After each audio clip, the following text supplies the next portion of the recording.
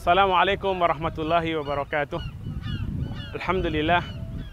Alhamdulillahi ala ihsanih wa syukru lahu ala taufiqihi wa amtinanih. Wassalatu wassalamu ala ashrafil anbiya'i wal mursalin wa ala alihi wa ashabih thumma amma ba'd. Saudara-saudariku kaum muslimin dan muslimat rahimani wa rahimakumullahu ta'ala. Allah subhanahu wa ta'ala menciptakan manusia di dunia ini dengan tujuan yang sangat agung, yaitu untuk beribadah dan mengabdikan diri semata-mata hanya kepada Allah subhanahu wa ta'ala. Hal ini dengan jelas Allah tegaskan di dalam Al-Quran, wa ma khalaqtul jinna wal insa illa liya'budun. Dan tidaklah aku ciptakan jin dan manusia, kata Allah, kecuali untuk beribadah semata-mata hanya kepadaku.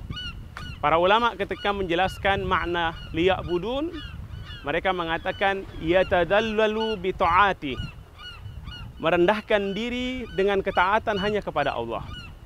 Dan di antara ulama juga menjelaskan makna liya'budun ay liwahidun, yaitu untuk mentauhidkan Allah.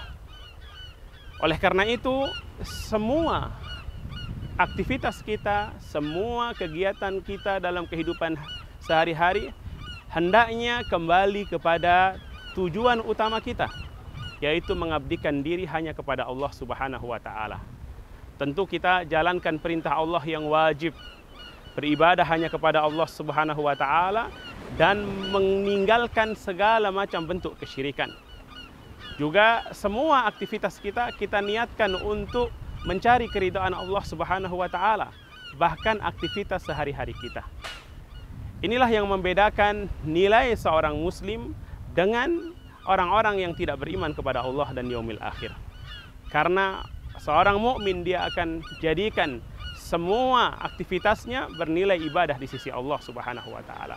Tapi ingat, ibadah itu tidak akan diterima oleh Allah kecuali dengan dua syarat. Apa syaratnya?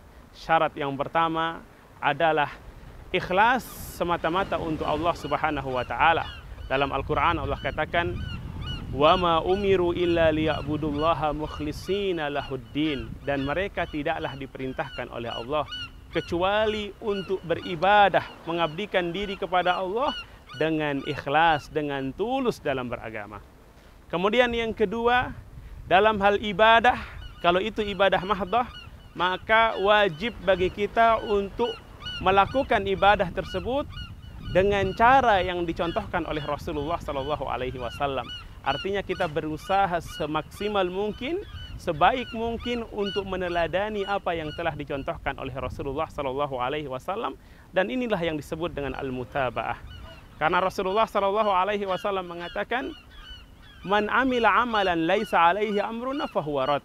Siapa saja yang beramal dalam hal ibadah, dalam hal agama yang tidak ada contohnya dari kami, maka amalan tersebut tertolak.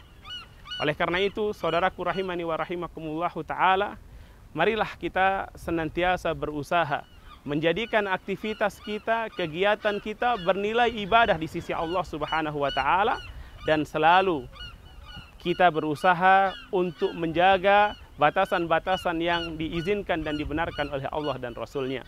Demikian kajian singkat ini, mudah-mudahan bermanfaat bagi kita semua. Wallahu ta'ala a'lam bissawab. Wassallallahu ala nabiyyina Muhammadin wa ala alihi wa sahbihi wasallam. Wa akhiru da'wana anilhamdulillahi rabbil alamin. Assalamualaikum warahmatullahi wabarakatuh. Ayo beramal jariah, jadikan harta kita lebih bermanfaat untuk dunia dan akhirat dengan membantu pembangunan Pondok Pesantren Cahaya Islam Papua.